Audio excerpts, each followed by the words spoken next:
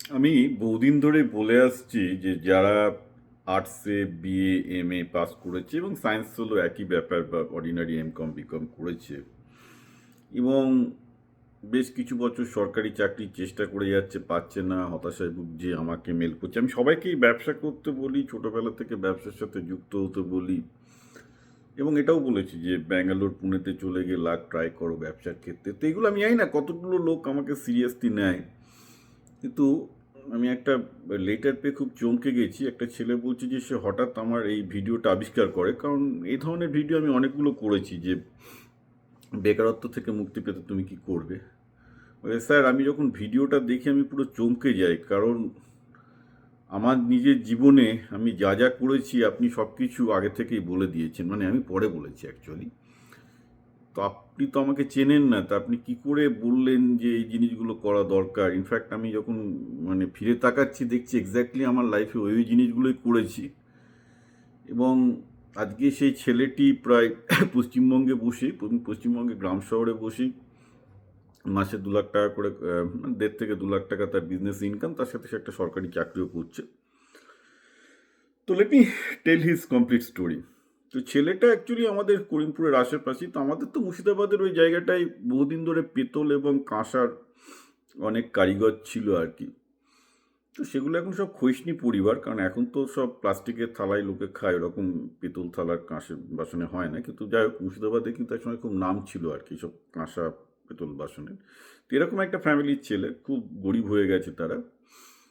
ফলে বিজ্ঞানে প্রচুর ইন্টারেস্ট ছিল ছোটোবেলা থেকে, কিন্তু সবাই বলেছে যে সায়েন্স পড়তে গেলে টিচারদের ওই টিউটরের কাছে যেতে হবে, অতএব সায়েন্স পড়ার খরচ বাবা দিতে পারবে না বলে একটা অর্ডিনারি হিস্ট্রিতে বাংলায় যা হয় সবাই একটা আর্টস গ্র্যাজুয়েশন সে কমপ্লিট করে সরকারি চাকরির জন্য প্রিপারেশান নিচ্ছিল।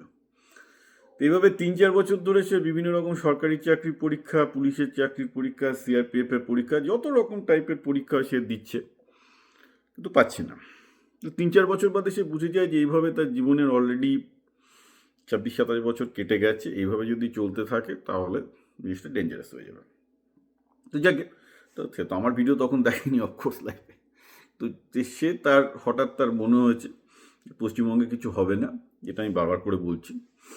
তো সে মুম্বাইয়ে তার কোনো একটা আত্মীয় ছিল বা চেনাশোনা লোক ছিল, তার কাছে গিয়ে সে বলে যে সে মুম্বাই তার জন্য একটু থাকার ব্যবস্থা করে দেয় এবং সে যেমন করেই হোক না কেন সে সেখানে গিয়ে কিছু শিখে সে করবে। সে 2020 সালে সে মুম্বাই যাওয়ার সুযোগ পেল, সেখানে ছোট্ট একটা ঘরে থাকা শুরু করলো তার সেই দেশওয়ালি ভাইয়ের সাথে, এবং সে গভীর মনোযোগ দিয়ে কাজগুলো শিখলো, এত ভালো কাজ শিখলো যে, এবং এটা হচ্ছে তখন কিন্তু প্যান্ডেমিকের সময়, অর্থাৎ আজ থেকে প্রায় 5 বছর আগে।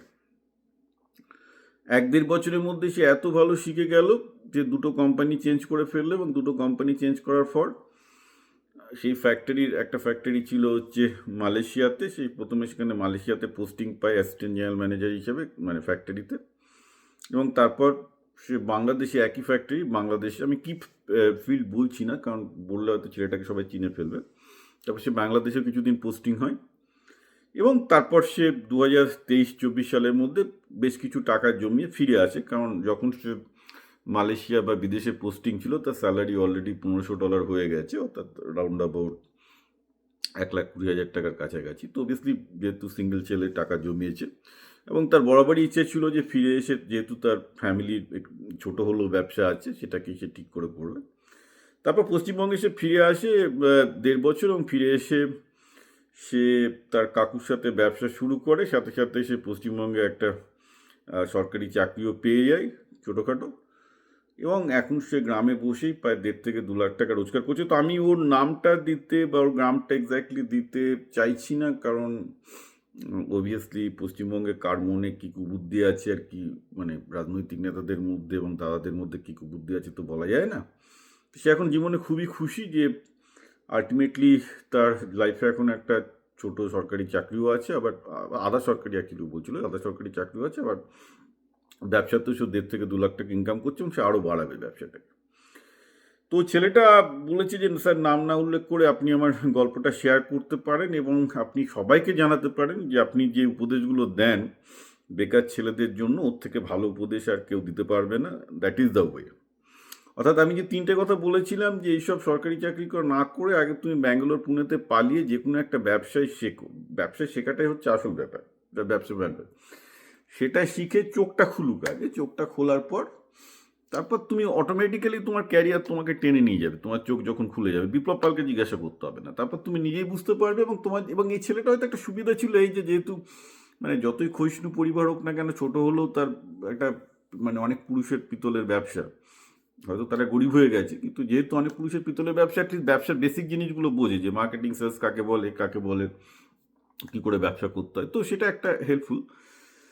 তো যাকে আমি যে কথাগুলো বলছি তাতে যে লোকের মনের মধ্যে পরিবর্তন হচ্ছে, লোকেরা চিন্তা করছে, বেশ কিছু লোক দেখতে পাচ্ছি যে তাদের জীবনের সাথে মেলাতে পারছে, ক্যালিব্রেট করা বলি আমরা এটাকে, ক্যালিব্রেট করতে পারছে। আই এম ভেরি হ্যাপি যে যে খাটনিটা আমি করেছি এতদিন ধরে সেটা বেকার যাচ্ছে না, কিছু লোকের কানে গিয়ে পৌঁছাচ্ছে। এবং যারা পশ্চিমবঙ্গ থেকে বেরিয়ে কিছু সফল হতে পেরেছে ব্যবসা করে, দেখুন এটা খুব ডিফিকাল্ট কিছু নয়। যদি কারোর শেখার ইচ্ছা থাকে সে ব্যাঙ্গালোর, পুনে, দিল্লিতে গিয়ে ভালো করে শিখে সে কিন্তু ভালো কিছু করতে পারে, কোনো অসুবিধা হওয়ার কিছু নেই।